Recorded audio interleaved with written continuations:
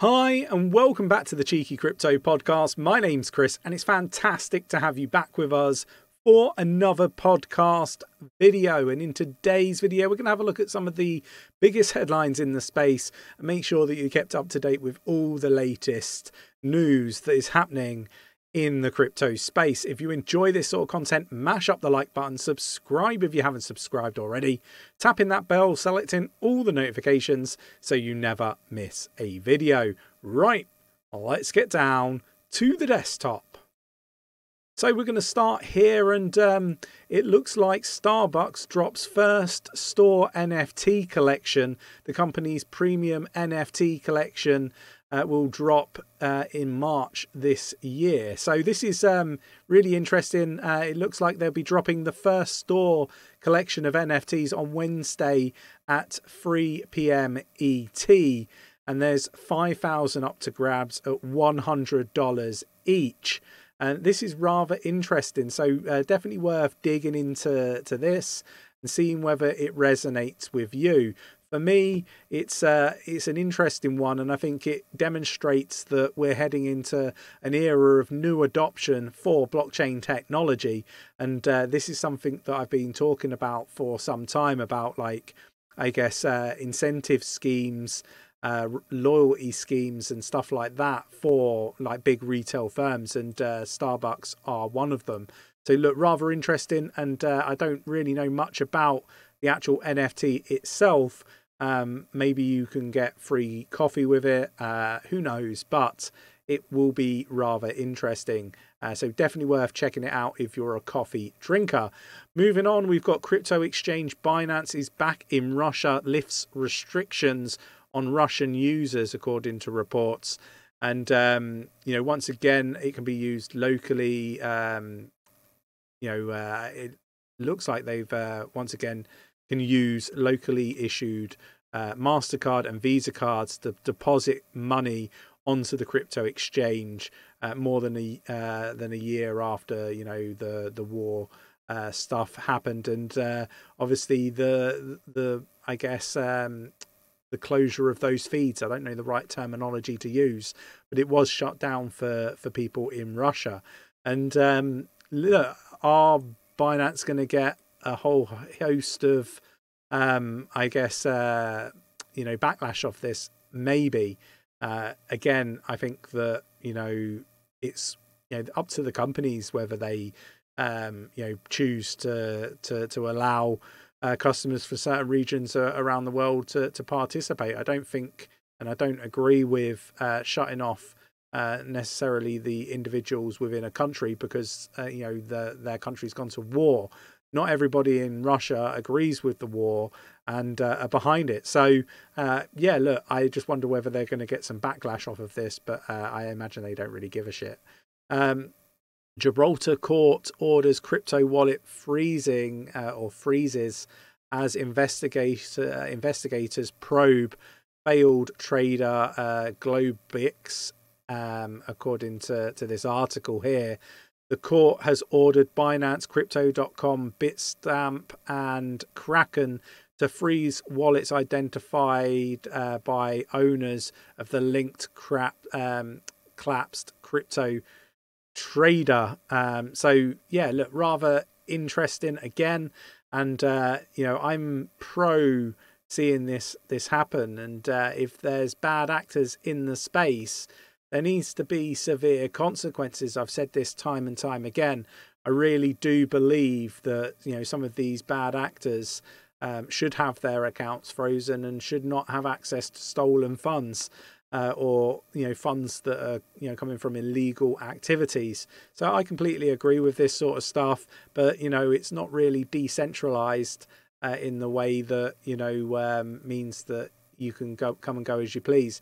There always will be a centralized entity and a requirement for it, in my opinion, that can stop bad actors in this way. But let me know your thoughts and opinions. We got stablecoin payments. Visa shares plans for ambitious crypto product. Visa's upcoming crypto product is designed to drive mainstream adoption of public blockchain networks and stablecoin payments. And I think this is going to be something monstrous, and again, it shows those signs of mainstream adoption on the verge of coming into this space. And these are the sorts of companies that you want to be getting involved in cryptocurrency, and basically bringing the masses in. And this is the tweet here.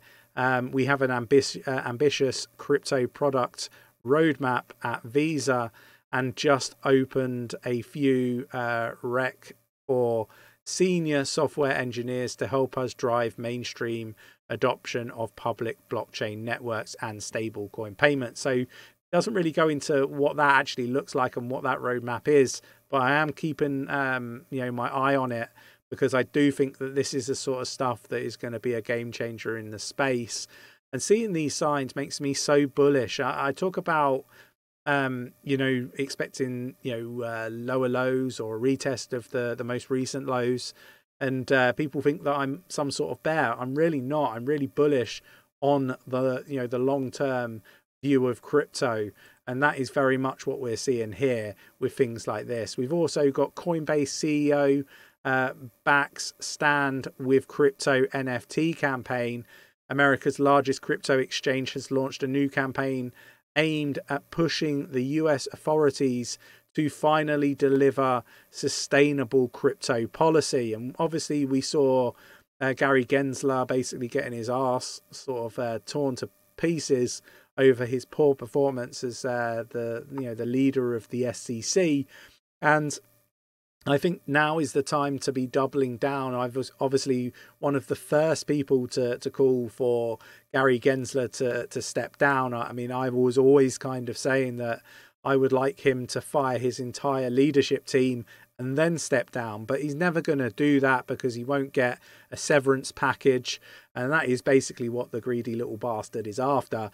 And he will be removed from his position. I've been loving seeing people very aligned to what I've been saying and how far away and removed he is from the SEC's actual mission statements of keeping investors safe and making it a level and fair playing ground. Not the actual terminology used, but how I perceive it. So I do think that these are the sorts of campaigns that as retail investors we need to really get behind. So we should be lobbying, we should be vocal, we should be all over Twitter trending 𝗕𝗪𝗀𝗀𝗪 out of the SEC. And clarity, we should be trending for clarity in crypto as hashtags on Twitter and all that sort of stuff. We should be making it impossible for Gary to stay at the SEC. He should be driven out, and so should the rest of his leadership team. US charges North Korea bank official over crypto laundering. Again, lots of this stuff going on.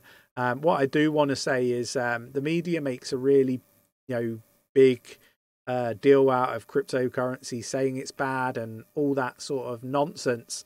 You get this in the traditional finance sector with banks and all that sort of stuff. This isn't a crypto problem.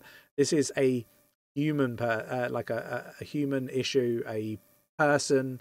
Whenever you introduce like a human to a process, there comes greed, and when that happens, the things that should be expected don't always come to fruition. So greed is a terrible thing, and that's why I really do believe that we need to move to more of an AI decision-led process, or a decentralized governance decision sort of mechanism when it comes to these sorts of things. But that's just my thoughts and opinions.